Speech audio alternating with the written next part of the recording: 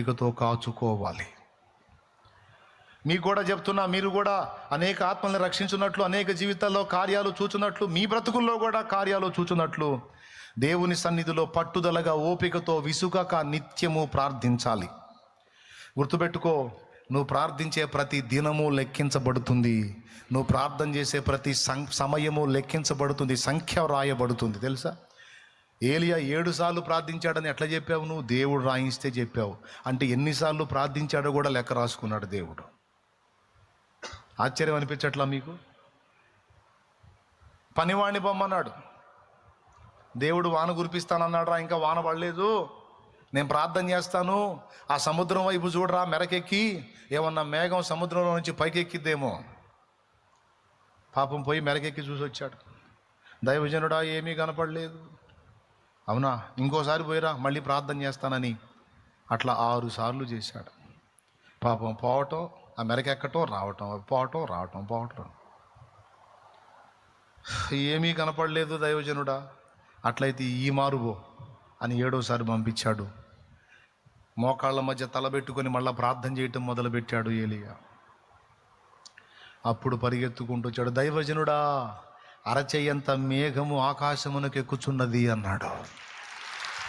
అప్పుడు ఆపాడు ప్రార్థన. అప్పుడు ఆపాడండి ప్రార్థన. ఈ మధ్యలో ఎన్నిసార్లు జరిగిందో ఆ సంఖ్య దేవుని ఆత్మ రాయించాడు గ్రంథములు, 7 మారులు అని. రిజల్ట్ వచ్చేంత వరకు ఎలీషా ఎన్నిసార్లు మునగమన్నాడు నయమాన్ని? 7 మార్లు. 7వ మారు మునిగినప్పుడు వాని దేహము పసిపిల్ల వాని దేహము వలె మారిపోయింది. దేవుడేం చెప్తున్నాడో, దేవుడేం రాయించాడో దృష్టి పెట్టాలి సోదరులారా. ఆవేశంతో పరిగెత్తడం కాదు, అన్నీ అయిపోవాలి, ఇప్పుడే అయిపోవాలి అని తపన పట్టం కాదు. దేవుడు టైం ప్రకారం పనిచేస్తాడు, కాలానుగుణంగా పనిచేస్తాడు, సందర్భాన్ని బట్టి పనిచేస్తాడు. ఫైనల్గా చెప్పాలంటే దేవుడు మన సర్వెంట్ కాదు, దేవుడు మన రాజు. దేవుడు మన రాజు. రాజు తన చిత్త ప్రకారము సమస్త కార్యాలు నెరవేరుస్తాడు. మనం ఏం చేయాలి? ఆయన మీద ఆనుకోవాలి ఓపికతో. కాచుకోవాలా, విసుక్కోవాలా? కొంతమంది అప్పుడప్పుడు నా దగ్గరికి వచ్చి, ఆ దరిద్రుడు మారాలని ఎన్నిసార్లు ప్రార్థన చేస్తున్నా వాడు మారి సావట్లేదన్నా. నేను చచ్చినా వాడు మారేటట్లేడు, ముదనష్టపోడు. ఎవరంట? ముదనష్టపోడు. నేను చచ్చిన దాకా మారేటట్లేడు దరిద్రుడు. ఎన్ని రోజుల నుంచి, సంవత్సరాలు అయిపోయింది వాడి కోసం ప్రార్థన చేస్తా. నేను చెబుతున్నాను, చచ్చిపోయిన దాకా చెయ్యి. మరి దేవుడితో ఆ మాటే చెప్పు, నేను చచ్చిపోయిన దాకా చేస్తానే ఉంటా ప్రభువా అని చెప్పు దేవుడికి. ఆయన చిత్తమైతే నువ్వు సావకు ముందే వాడిని మారుతాడు. గుర్తుపెట్టుకో, నువ్వు అడిగిన ప్రతిసారి దేవుడు కార్యం చేస్తానే ఉంటాడు వాని విషయంలో. ఎన్నిసార్లు నువ్వు ప్రార్థించిన ఆ ప్రార్థన ఎప్పుడు వ్యర్థంగా పోదు. నువ్వు అడిగిన ప్రతిసారి దేవుడు సరుకులు సిద్ధపరచుకుంటూ ఉంటాడు. ఖచ్చితంగా కార్యం జరిగింది. దానియేలు మోకాళ్ళు వేశాడు దర్శన భావం తెలుసుకోవటానికి. 21 రోజు అయింది లేవలా.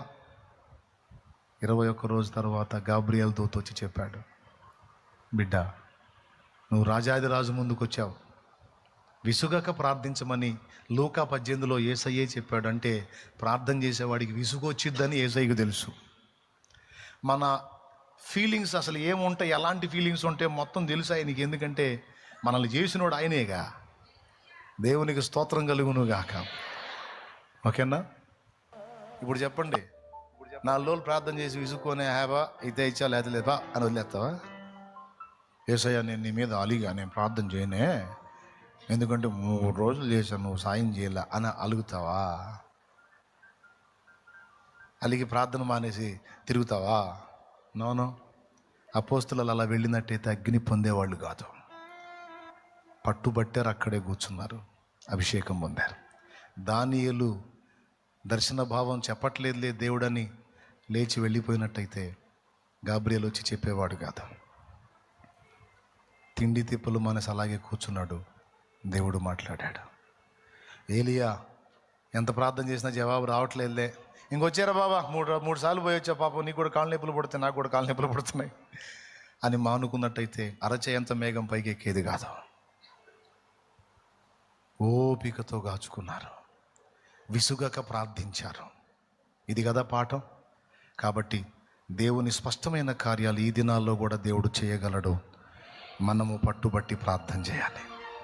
దేవుని శక్తి దిగి వచ్చినట్లు మనం ప్రార్థన చేయాలి. దేవా, నీ శక్తిని దిగిరాని అయ్యా, నీ ప్రభావాన్ని దిగిరాని ప్రభువా, నా జీవితంలో నీ కార్యాలు జరగాలి. అన్యజనులు నన్ను చూసి నవ్వుతున్నారు, నీ దేవుడేడి అని అడుగుతున్నారు. ప్రభువా, నా దేవుడు ఎలాంటి వాడో, ఎంత శక్తిమంతుడో, నా నష్టాన్ని కూడా లాభంగా ఎలా మార్చగలడో, నా వైఫల్యాన్ని విజయంగా ఎలా మార్చగలడో, నా ఎడల ఎలాంటి కార్యాలు జరిగించగలడో, నన్నెంత మహిమకరంగా నిలబెట్టగలడో వాళ్ళు తెలుసుకోవాలి. ప్రభువా, బలవంతుడా, నీ బాహు చాపయ్యా, నీ కార్యాలు జరిగించయ్యా.